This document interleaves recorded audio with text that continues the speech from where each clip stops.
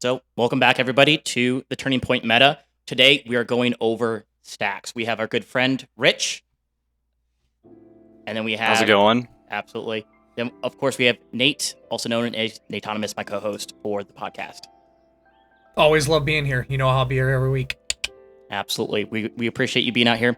So, tell us a little bit about yourself, Rich. Just a little bit of history about when you started Magic and how you kind of got into CEDH in general. Yeah, so I guess like right at the top, I also go by Lisby online. That's my Discord username. I've been playing Magic since 2011, so quite a long time now, almost 13 years. But yeah, my first pre-release was M12, so Okay. that kind of puts it in the time frame. Okay. Yeah. So quite a ways back. Okay, gotcha. Yeah. Sorry. Yeah, continue. Sorry. No, please. No, the other question was when did I start playing CEDH? I started playing CEDH around, I think, 2016, 2017. Wow. I started playing CEDH. So Okay, so you've been playing a while. but like I've been watching, and I was watching content. I was watching like the Laboratory Maniacs and things like that, way back in the day. Sure. I started watching Ryan with Power, when they first started posting up videos and things like that. I didn't really start like actually playing it until probably 2016, 2017. So. Wow. Most of us in our play group and other people that play around you, we've mostly started within like the last year and a half kind of thing. And it feels like that's kind of where CEDH in our state has kind of allowed itself to be around. Before, tournaments in here, where did you kind of like play at? Your local LGS or? Yeah, so I think like the reason why what drew me to CEDH and like kind of what got me playing it and stuff like that was I played competitively for a really long time. I played standard. I went to a GP within the first 6 months of me playing Magic. Day 2'd. I was one win away from money. I did the pre-PTQ before there were the RCQs back in the day. It's like the Pro Tour qualifier like type events, but they're the pre ones to get qualified to go to do the PTQs. thing. Love those, yeah. Yeah, would grind the crap out of those, and I played Modern, and then I eventually started playing Legacy around 2015, 2016. And I worked my way up from getting my shock lands to my dual lands, and I think that at that point, it was like, well, I've started to get these duals.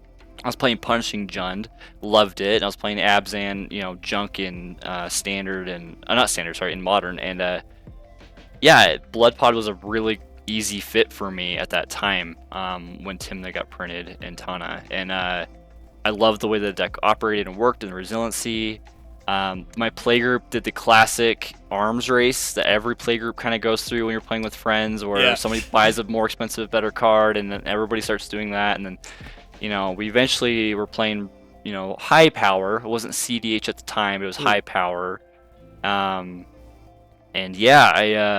got all the pieces for Blood Pod, and I was playing Carador at the time, but eventually I made the full transition once I finally was able to get the cards and started playing Blood Pod, and I haven't looked back since. So, and then the CEDH scene, I started playing in the Mox Masters. Was it like at the end of 2022? December 2022, I think was my first Mox Masters event I played in, and top 16 that. And then I've had a couple top 16s and top 4s here and there on the Mox Masters and Chaos tournaments. And then with a lot of the allegations of like cheating and things like that, and just how the tournaments, they're great, they're fantastic. But luckily, we've got these great local tournament organizers that kind of stepped up and started these tournaments. And so I was like, well, why go play online and deal with all that all day when I could go play locally? And so I've been playing locally since then, so which is where I've run into you guys. So yeah, absolutely. You were saying that before you started CEDH, you did high power. In one of our old podcasts, we kind of went over what we thought was high power and the difference between CEDH and EDH. What would you say is the real difference from high power to that step into CEDH? Oh, that's an interesting question. I would say salt. I think that's the difference, realistically, what it boils down to. I think that high power plays at trying to be CEDH, but everybody has a chip on their shoulder and they play vindictively, I guess. You know what I mean? Like in a weird way. Like it's hard to explain, but like when you're playing casual, like you punch somebody for one at the beginning and they're like, oh, okay, I'm coming after you now, right? And that doesn't happen or exist in CEDH, right? But in high power, it does. And so, like, I think it's still a mindset thing, and I think that and there's nothing wrong with playing high power. Like, I like playing high power too, but I like CEDH because you know that there's, you know, going to be interaction. There's going to be things going on. The caliber of play is higher. It's not just, hey, I'm going to mass my army of 20, you know, 2/2s, and I'm going to attack out and kill the table or whatever. It's like more, you know, hey, how do we navigate this situation? They're going to combo off next turn, and so I think that's kind of what it is. I think it's definitely a mindset, but also obviously like actually converting to a win rather than just dirtling. You know what I mean? Yeah. No, I got that's just my opinion, I guess. But very, very interesting. Yeah, I think you're onto something. Sure. What do you got? Yeah. Well, so I'm curious. So you said that you put together Tim Natana pretty early on. Mm-hmm. Was that like always your focus? Did you? I mean, you said that you also played Carador, but like, has it always kind of been this direction for Bloodpod for you, where you kind of gravitated towards those strategies? Did you try out other CEDH decks? Because you've been playing a lot longer than I have, so obviously, like, I don't remember when Carador was around. Mm-hmm. I do know the deck. I've looked into it. I've seen it. But yeah, like, is that always been, or? No, so I played Carador for a long time. I played like the Pattern of Rebirth combos and Boonweaver Giant. And then when Hulk got printed, or sorry, not printed, wow. When Hulk got unbanned, obviously we got introduced to Flash Hulk, right? Yeah. That everybody's heard about, you know, notorious Flash Hulk. And at that time, I was still kind of playing high power Carador, and I hadn't made like the full plunge into playing full blown CEDH because I was trying to play like the high power deck that could hang with the high power group, but also play CEDH, you know. And so I was still playing like Protean Hulk piles and things like that in my Carador list. But then what I did is as I was picking up pieces on the side for Bloodpod, because I knew I always kind of wanted to play that deck, I just didn't have all the pieces yet. And I had proxied up and played like TNT, so Timna Thrasios. So I built a Flash Hulk deck to try to learn how that deck plays and how it wins. I sleeved up a Gitrog deck at one point for a bit. I played Kess, the Dissident Mage, the Grixis pile back in the day. Pre-Underworld Breach, pre-Thoracle, we were like buried aliving, like Kikijiki and Pestermite, so you could reanimate, and Friction Delver, so you could reanimate the Friction Delver to do the loop, and it, spent 15 life to do it, all that shenanigans, So I did play a bunch of stuff. I also played Gisan as well, but I actually kind of like Yeva better at the time, but, so I've had a lot of experience playing a lot of different variety of things like that. But what always made me kind of come back to Stax and Bloodpod was I liked being proactive. Playing reactive Magic's great and all, but I personally kind of find it a little bit more, linear, and I get bored really easily. I like setting, a puzzle for the table and making the table go through that puzzle with me. You know what I mean? And I also have to work through that puzzle. But then it's also trying to figure out, 4 or 5 turns in advance, how do I stop this person from winning now kind of thing, And I just really, really like that gameplay and that game style. And so I, slaved up Bloodpod sometime in 2016, 2017. And I've just, been playing it ever since and making my own modifications and stuff like that. You know what I mean? Awesome. So, yeah. Okay. Gotcha. What would you say is the main strength of your Bloodpod deck over other versions? I mean, what are the win cons? Like, talk a little bit about the deck and why really that one over, I don't know. Yeah, I think, so funny enough this week, so I took like a 2-3 month break this summer, and I haven't played any tournaments or anything. I haven't played much Magic.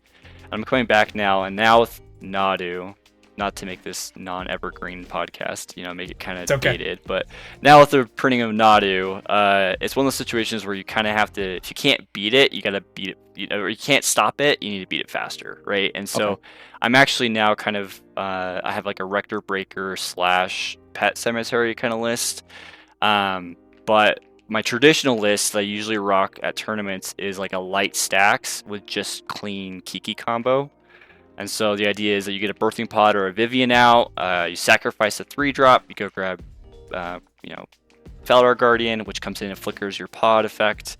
Pod out the Faladar, go grab Karmic Guide, bring back the Faladar, flicker the pod effect again, activate again, podding out the Faladar to go grab Kiki, make a copy of Karmic Guide, bring back the Faladar Guardian, flicker Kiki, make infinite Fellow Guardians swing out, right? Gotcha. And the reason why, like, a lot of folks, like on the Discord or just in general, will have usually multiple other win conditions, and I opted usually for just Kiki WinCon or Elish Norn. And I was playing Jetmir for a long time too, but then we went into mid-range Hell, and so it's hard to play Jetmir in a mid-range Hell, especially with Orcish Bowmasters out right now. Yeah. And because I liked having more interaction and preventing my opponents from winning, because I knew like I would win the long game if it got long, and so I'd try to force it to go long rather than try to speed it up. But now I'm pivoting and trying to play a little bit more turbo now. So sure. I think a decent amount of other Stax decks are somewhat going there as well. I know that the Magda Discord is all about kind of speeding it up a little bit, because going to turn 6, turn 7, I can deal with Nadu, for example, for only so long until they eventually take over the game. So I think you're in line with your Stax approach. That's what other Stax-esque decks that are kind of going, which is interesting for the meta. We'll see. I think there's a ban restricted coming up soon. We'll see what happens. Shaking up the meta in general would be really nice. Yeah, I mean, I'm really wanting an Orcish Bowmaster ban, but that's also because I like my mana dorks. So yeah, I hate getting driven by somebody else's Ristic study, and I'm not the one drawing cards, But yeah, and I think that like long-term Magic players, right, but also long-term CEDH players will know that like the meta is cyclical. We do this. We go to a mid-range summer or a mid-range winter, and we'll go back into a turbo summer or a turbo winter. Like it's cyclical. It kind of does this thing, and it's an always constantly growing, changing environment, and it can even happen without new cards really pushing or being printed within the format. It just happens because people kind of want to try to get an edge, and so this everybody starts trying to play a little bit faster, and next thing you know, we're in turbo, and everyone's like, oh well, we got to stop that. So Stax gets more prevalent, and it starts bringing it back to mid-range, and starts breaking up that turbo, which allows mid-range to come back in, because mid-range feeds on Stax quite a bit, you know what I mean? And so it kind of does this thing where it's rock paper scissors a little bit. And I think right now we've been coming out of a mid-range hell. I think this winter we'll probably be going to a turbo meta. That's just my guess though. So okay. And obviously everybody's meta is different. Your local FNM is going to be very different than the invitational that's going on this weekend versus what our meta or anything else. So well, yeah, absolutely. But I think overall, I think you're probably 100% right. There has been kind of an influx of new turbo decks, especially with like Rogsai getting the addition of Flare of Duplication, which I just sleeved that up this week too. So I figure I'm going to play turbo. I might as well learn from the best, right? So yeah, no, absolutely. And so also for the newer people that have been watching kind of our archetypes, this is just actually a good thing to talk about when it comes to the meta in general. When we've talked about turbo, we've talked about control, talking about mid-range, is that maybe even if your deck might not be in a great spot at the moment when you hear us talking about this, that doesn't mean that in a month from now, 2 weeks from now, that all of a sudden your turbo deck's actually going to be at the top of the meta. So don't ever be discouraged because somebody says, oh, our archetype's not in a great spot right now, because just like Rich said, it'll dip back in, and then all of a sudden Stax will come back, and then mid-range will come back, and then control will be good, and then turbo will be good. It constantly does this. This is a never-ending cycle. Yeah, and on that note, I mean, like, I don't think I'm that good of a player or anything, but like, not to toot my own horn, but like, how many top 16s have I taken with Blood Pod? Like, you know what I mean? Like, when that deck hasn't been seen a whole lot of play, like, and it's Stax, right? Like, I've been playing light Stax, and so like, it's one of those things where I think realistically knowing your deck and knowing how to play against other people is gonna do more work to giving you a win percentage rate than what deck you're playing sometimes. You know what I mean? Like knowing the meta, knowing your interaction points, knowing how decks want to win and how you can stop them. It's specifically with Stax too, though, especially because like you need to know what everybody at the table is doing, not just what your deck's doing, right? You need to know and understand fundamentally what everybody else is wanting to do and how you can disrupt that to be able to do well. And so I think that, yeah, I think that's a good point, Nate. Like, just because your archetype's good now or isn't good doesn't mean it's not going to be good in a month or be good in a month. But like, I think that's fundamentally, why people switch to is there's a lot of folks who like kind of like to follow the trend of what's good and stuff like that or whatever, you know what I mean? And that there's nothing wrong with that. It's great. Like, go have fun. That's the whole point of why we're playing this card game, is to have fun, and enjoy it. But like, you as a player knowing the meta, knowing your deck, backwards and forwards is going to do more to help you win, I think, than necessarily sometimes what it is that you're playing, But that's going to at least give you more percentage points, I think, in the long run. Absolutely. Right. That's going to win 100%. And so maybe we should have done this a little bit earlier, but it's not too big of a deal now, because I do want to ask you kind of where you feel like Stax sits. But as an experienced Stax player, because I can say what I think kind of qualifies as a Stax piece, and I can give a generalization of it for sure. Mm-hmm. For an experienced Stax player, how do you define what Stax is? What do you define as a good Stax piece versus something that maybe shouldn't see as much play since you've been, dealing with this archetype for so long?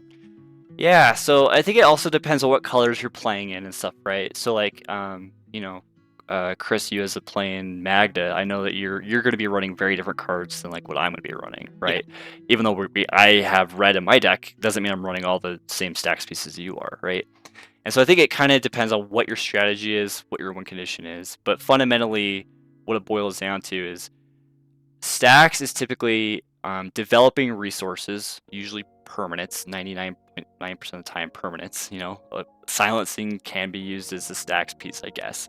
But you're developing permanents that deny, restrict, or limit what your resources your opponents have access to or what they're able to do, right? So whether it's like classic example would be like Norod, right? It prevents people from being able to activate abilities of artifacts. Like, it's ubiquitous. Whenever I think Stax, I think Collector and Norod, right? And so yeah, I think that's fundamentally what it is, or like a rule of law effect. It's preventing people from casting multiple spells during a turn. So I think that's typically like, what would be considered Stax piece. And what was your other question? I'm sorry. No, you're totally fine. I was just, so obviously we just talked about kind of how the meta is currently shifting. And so you sort of answered the question already, but where in the current meta of CEDH, where do you feel like Stax is sitting right now? I think it's in a rough spot. To be fair, it's been in a rough spot the last year and getting progressively so. That's partly why I took a break as well, as I kind of got tired of dropping games to just, a lot of like, just, I don't know. I got tired of dropping games to just dumb mistakes and things like that, or situations I just wasn't able to handle because I was playing Stax, you know what I mean? And I do think Stax is kind of in a rough spot. Orcish Bowmasters and the One Ring specifically, I think, are the two main reasons for driving that. The One Ring is fantastic, but it's really hard to want to play Norod effects and Collector Roof effects when you're wanting to jam the One Ring, right? And so like, but then on top of that, you got Orcish Bowmasters coming in, and you just can't keep permanents on the field, right? And so you may get sideswiped by somebody drawing a bunch of cards off Ristic Study, and you have all your Stax pieces removed, and then the next player who, third player who hasn't been doing anything all game is like, great, well, now that those are all removed, I can play my Dockside and combo off and win. You know what I mean? It's like, yeah. And there's nothing you can do about that other than try to politic, which I'm sure we'll get it at some point, or you guys will get at some point in your podcast, But you can try to politic that, but of course it's hard to politic when you're like, well, keep my oof around, and they're like, no, I want to use my Jewel Lotus to cast my commander, and you're like, that's not that important right now. When they are literally like, you just saw them worldly tutor for a Dockside, and they're like, nah, I want to use my Jewel Lotus, and you're like, okay, well, I can't argue. It's your cards, you can cast them how you want. I'm just going to tell you we're going to die to that, and then you do, and then you tell them I told you so, and then you don't, you 0-3 drop because that's how that day went, I'm with you on that entirely. Yeah, trying to convince people. Went to a tournament not too long ago, and I literally had to show both of the other people. I'm like, listen, the person dropped 5 cards like turn 1, and I just show both of my hand like I don't have a win, and if you don't let me activate Magda, you're both gonna lose. You're both gonna lose. I just show them my hand. I don't have a win. They're like, oh, you're gonna get a dwarf for the piece to win off the top. I'm like, cool. Well, I'll show you then as well. Like, and they still did exactly what they were gonna do anyways, and that's kind of a frustrating point. Like, you can have the best, hey, I want to go long. You want to go long. You're in 4th place. You haven't been drawn any cards. You're not explosive right now. You're in Stax, from my experience, the best interaction that you have, because a lot of times you don't have blue, is Just politics. talking. It really is. And it's 100%. difficult. And it's you're already thinking through all the different lines that you can go in general. Okay, I got to play this piece. I got to play that piece. Like you were saying, thinking 5 turns ahead, playing 3D chess. And then you have to convince someone that doesn't want to be convinced of something that, do you not see, if you do this, how and why this is going to change the entire game? You're giving the game away right now.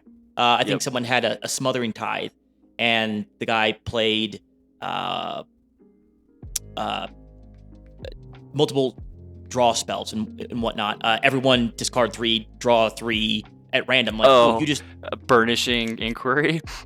And my opponent said, hey, you're giving the game away to this other individual. And he's like, well, I'm going to do my thing. And somewhat dealing with that, I don't know, it seems like dealing with inexperienced individuals, it's more difficult to play Stax against in general. 100%.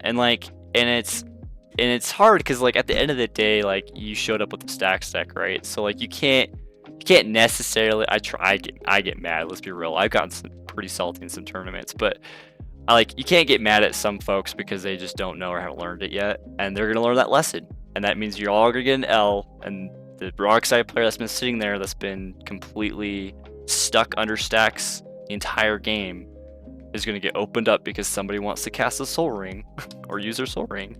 You know what I mean? And and then it's just they win, and you're like, okay, this is why you don't remove pieces for them.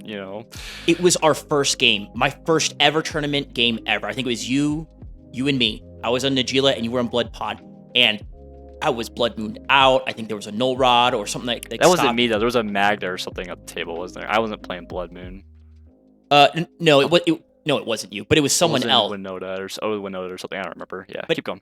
Either way, it was some. I remember it, and you tried to politics so much, like, hey, we can't remove this, otherwise Nijila's just gonna win. I'm like, I had no business whatsoever, and you did such a good job. I just shut up. Just like, do what you gotta do. And I remember that it was so. It was. I could see it in your eyes. I'm just like, you gave the game away. And sometimes it happens, and it's just like, how do you combat that? You don't have blue. You don't have as much interaction because everything's on the field. It's kind of laid out. And a lot of times you do, as a Stax player, have to show people your hand. So they have all the information. There's not like hey, I have a counter spell. Definitely in red recently, they've been getting a lot of really good fork abilities with duplication. Flare duplication and stuff. Yeah, really good. That one's sick right now. Yeah. So Return the Favor was another one that coded up recently that people have been testing out still. Okay, so there's been a lot of more non-blue interaction in general, which has been kind of interesting. I played Surge of Salvation, man. Like, I totally get it. Like, I'm looking at playing Flare Fortitude too, because I'm like, hands off my cards. Like, everybody lives as much as you can. I haven't played Everybody Lives in Blood Pod yet. I haven't done that quite yet, but I played it in my Jetmare list. So, but okay.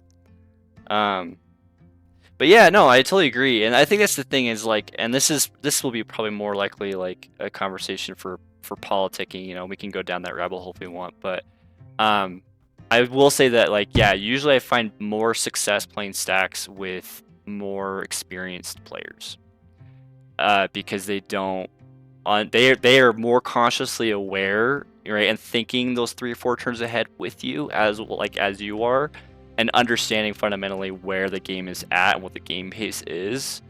And so what that means, though, is the moment somebody does go to remove a Stax piece, they are going to try to win, right? It's not, I'm removing a Stax piece to try to, like, progress my board in some non-consequential way. Not consequential, quote unquote. I mean, they would just, argue that it probably is consequential. But What it means though is like usually the more experienced players will remove it only when they're about to win, right? And so like then it's more like, okay, everybody's guards up, what's going on, what's happening. So, but yeah, and Stax is hard to play against, right? Because folks are like, oh, I only get one spell per turn, I gotta make this count. Well, and then they take longer on their turns and makes the game longer. And I will say that's one of the big pitfalls of playing Stax in general, right? Is and I don't think I'm a very fast player. I definitely do contemplate and stuff probably more than I should. Also, I'm getting older, which does not help. And but when folks just take too long contemplating their turns, that makes it long and makes games go long on the tooth. And when you have 80 minutes, it makes it hard to play in tournament play, right? So Sure. But yeah. Would you recommend Stax to someone getting into EDH? I mean, it seems like a difficult archetype in general, but would you recommend someone started on this opposed to another archetype? I think so, yeah. It depends on the person though, right? And I think that's one of the beauties of Magic is that your personality shows through in your card work, right? From the card choices you make to, I mean, granted, like we're playing CEDH, so like how much card variance is there? There is quite a lot in some lists and some not so much, if you're trying to play the most, efficient deck list. But your personality still comes through in what deck choices you make and things like that and your play style, right? And so like obviously somebody's like, I just want to go fast, they're probably not ever, they're gonna be too bored playing Stax, right? But I do think Stax is a phenomenal way of learning the game in a weird way, because one, the game's going longer, so you see sometimes more cards. Sometimes depends on what you're playing against, obviously, but there's different kind of interaction points. It's not all on the stack. Cast this, counter this. It's like, okay, trying to remove this piece. It goes a little bit more into like sealed, right? Which is what a lot of folks kind of learn and get their, cut their teeth on playing and learning, right? Is going to the card shop and drafting and things like that and getting different card interactions that you wouldn't see every day. Stax kind of feels a lot like that sometimes, where you're like, sure, yeah, I'm going to flash in an endurance to block the Nagila. You know what I mean? Like sometimes it happens, And so I think it just depends on the player, but I think that it's a good opportunity to also learn from your mistakes too, because one thing about Stax is that you don't typically lose a game right on the spot from a mistake that you made. It's usually a mistake you made 2 or 3 turns ago. Sure. Right? It's you layered something either the wrong way, or maybe you tutored for the wrong thing, or you know what I mean, stuff like that. And so it really requires you to kind of like focus and pay attention on what's going on in the game and the pace of the game. And it really helps you understand that tempo quite a bit. And I think you learn it from playing Stax. You learn it playing any format, or sorry, not any format, any archetype. But I think Stax really helps you understand that tempoing quite a bit. You know what I mean? And understanding how to apply pressure, but not so much pressure that you're the threat, right? Because that's something that also, like, threat in a game is extremely important. Because if you're the one that's the most threatening on the board, you're not going to get much done. Everybody's going to remove your stuff and target you, potentially, and it's going to turn into an arch enemy, and then player 4 is going to win or whatever. And so it requires you to kind of want to be like, not necessarily second, maybe tied with second, maybe a little bit after, and be in third seat, so that you can come in and swoop it up and clean it up at the end, But so yeah, I don't know, I think it just depends on the player, but I think Stax is a lot of fun.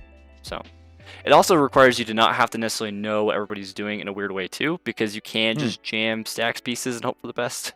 Versus like a Force of Will, if the table's not really politicking, you may not know when that right interaction time is to cast that Force of Will when someone's trying to resolve an ad nauseum or something. Obviously you want to just hit the ad naus, but you know what I mean, like or when they're trying to go for a Thoracle win or something, like do you hit the Tainted Pact or do you hit the Thoracle, or you know what I mean? So versus just jamming Null Rod and just saying, nope, you can't use it. My deck's built without artifacts, so, go for it. It can also help, I guess, alleviate some of the decision fatigue of new players stepping into CEDH, I guess is what I'm trying to say. So this actually is an interesting question that I want to ask, because for me, and what I have said previously on the podcast, and being obviously a CEDH player myself, to me, Stax is the most difficult archetype to play well. I would say. Would you agree with that? Or I think that's the thing. I don't to want people play well. because I obviously don't. Okay. To play well, I think so, yeah, because you're basically playing with at least a hand, if not two, sometimes tied behind your back, right? Like, because it requires you to be proactive and develop things in advance, which means there's no gotcha. I got the force of will. It's like, no, my null rod's sitting there. You know it's there. You can remove it at any point. You know what I mean? And so and like trying to figure out how to layer the stacks, but while also consecutively trying to develop your win condition is hard, right? Because resources are, typically not flowing a whole lot in stacks, right? Because one, you're usually in denial and usually like denying resources, and two, a lot of the stacks commanders don't have a lot of value out of the command zone, which is why I like Tymna Tana Blood Pod. Is Tymna's great. Tymna gets value out of the command zone. You know what I mean? Versus if I'm playing like Thalia Gitrog or like Oswald or something. Like Oswald is a little bit different, but it is stacks, right? It's just, and there is value out of the command zone, but it's not traditional value out of the command zone, right? Yeah. And so I think that's typically what makes it better.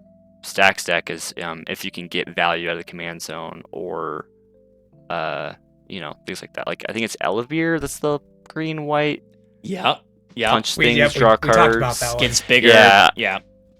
Yeah, and it's a win condition on itself too, right? Because the more you attack, the more enchantments you get, the bigger your team grows. Like she's kind of got this all encompassing thing going where she draws cards, but she also like pumps her team. However, you're in green white, which are two of probably the worst colors in CEDH right now. Yeah. And green has been getting shafted. White's been getting some help finally, and it's been needing help for 10, 15 years, but Yeah. green has been getting shafted recently. Yeah. So You're talking about Orcish Bowmasters really shutting off your dorks. I think that's definitely a huge piece. I also mean like card printings. Like they used to push a lot of green got pushed for a really long time, right? Every card that green got broke the color pie and had like an entire novel of text on it. I mean, look at Questing Hunt. Questing Beast is like the meme, right? Yeah. But the problem is like that's all stuff that's really good for like casual commander, but like for CDH specifically, we just don't get very many tools, right? They did Flare, like you said, Flare of the green one, the green flare. Yeah. Right. The green one could easily have the been best like one. an exile target artifact or enchantment, and it would have been even at sorcery speed, it would have been like okay. Like it probably wouldn't see play, but it'd been okay. But like you know what I mean? Like it's like why are we getting a cultivate? Yeah. Why?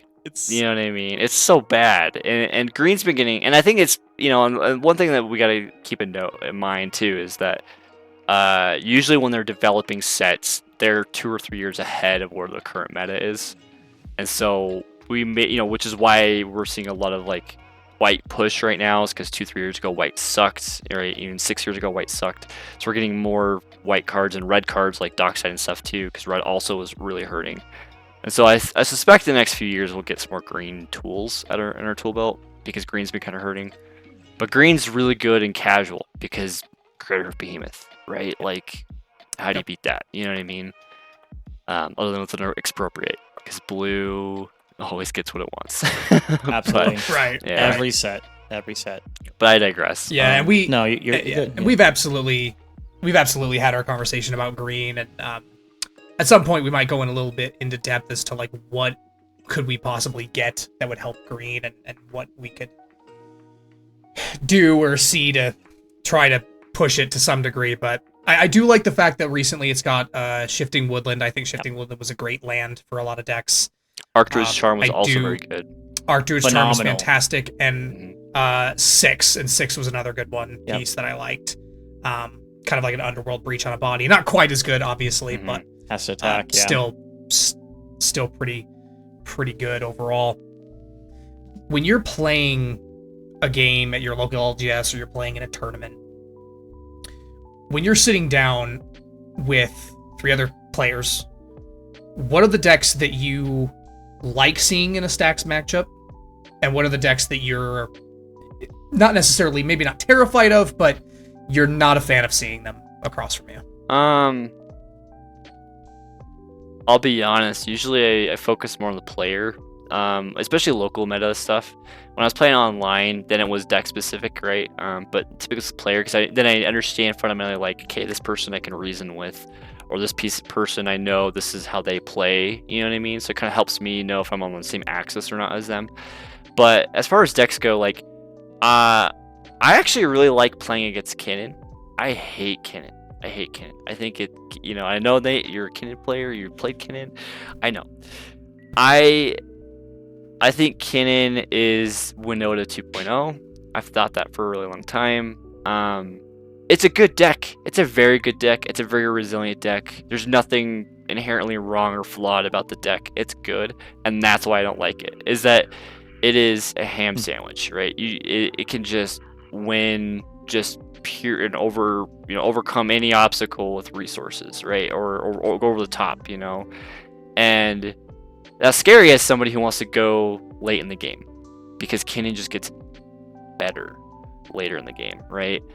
But I also like playing it against Kinnan because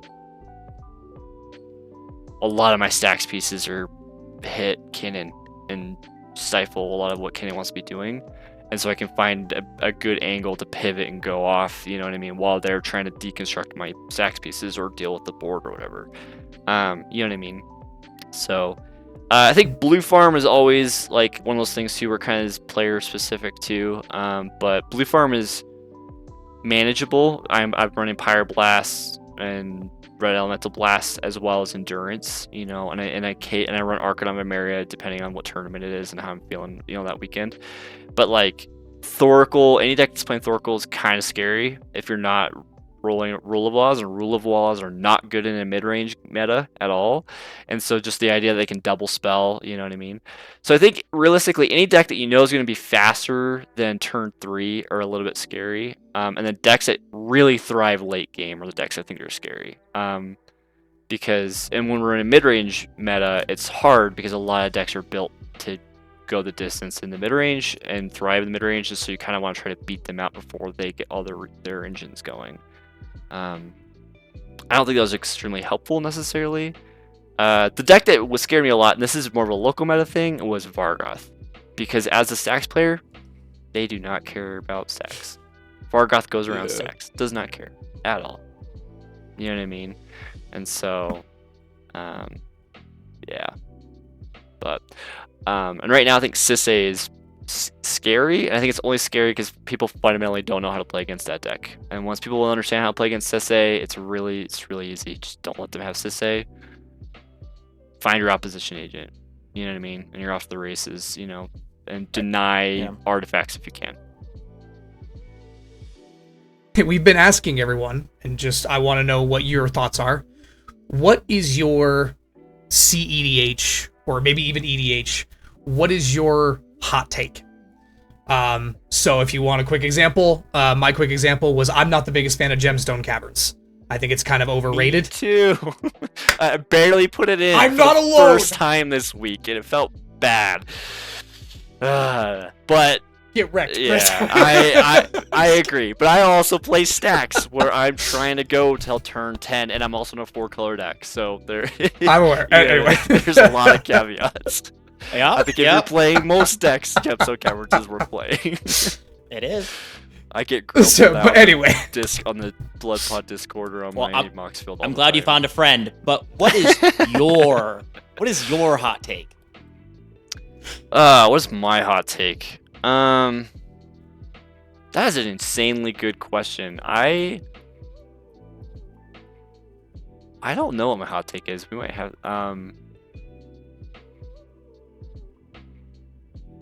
I don't know. You guys have heard me gripe enough. I've said plenty of asinine things. I'm sure I've got a hot take somewhere. Oh no, well, probably 100%. But like when we talk about hot takes, we talk about the card you hate seeing. The card right. You just want like or some a rule that you don't like, or you think something about the thing should change. Like there should be an EDH versus CEDH. ban list, or I don't know. There's so many different things you could come up, but those are just some examples.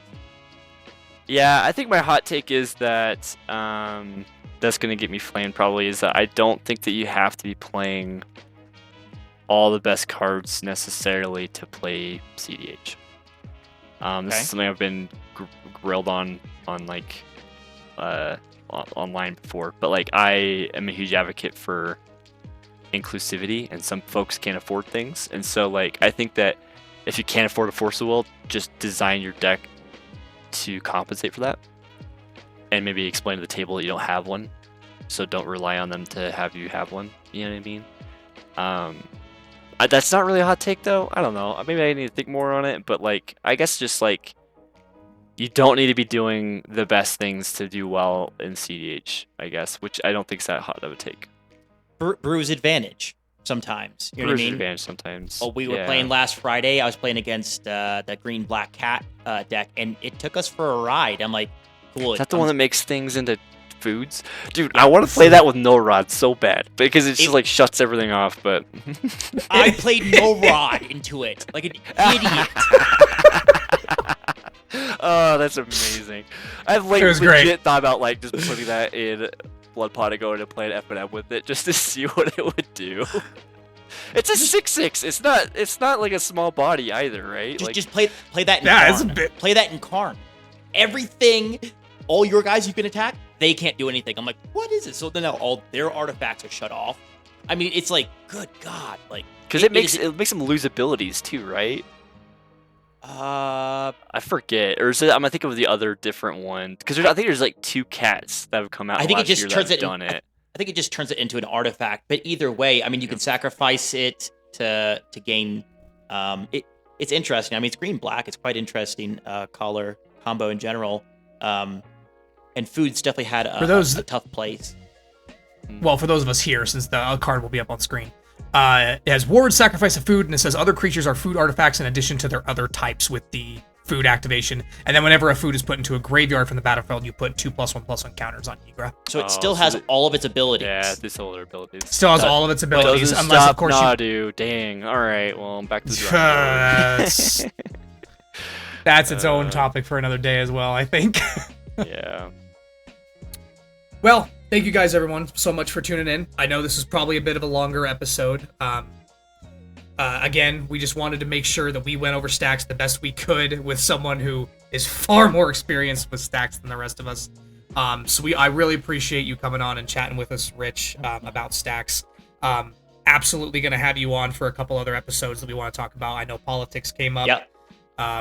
And I do want to talk about tournament etiquette and things like that for newer CEDH players that maybe want to try some tournaments out. So, sweet. Appreciate everyone coming back to watch the shows. Next week, do we know if we have something on the docket for next week, Chris, as to what we're wanting to go with? If not, it'll be a nice surprise. We'll leave it a surprise. We'll leave it a surprise. Beautiful. Okay. Awesome. Well. We have been the Turning Point Meta Podcast. We appreciate you all for tuning in, and thank you guys so much for being here. Y'all take care. Let's go. I'm going dumb. I'm trying to live it and stunt. Get anything that I want, whenever I want. It's okay to be broke. It's not okay to be a bum. Gotta move up. I never front. I keep it 100, do it for fun.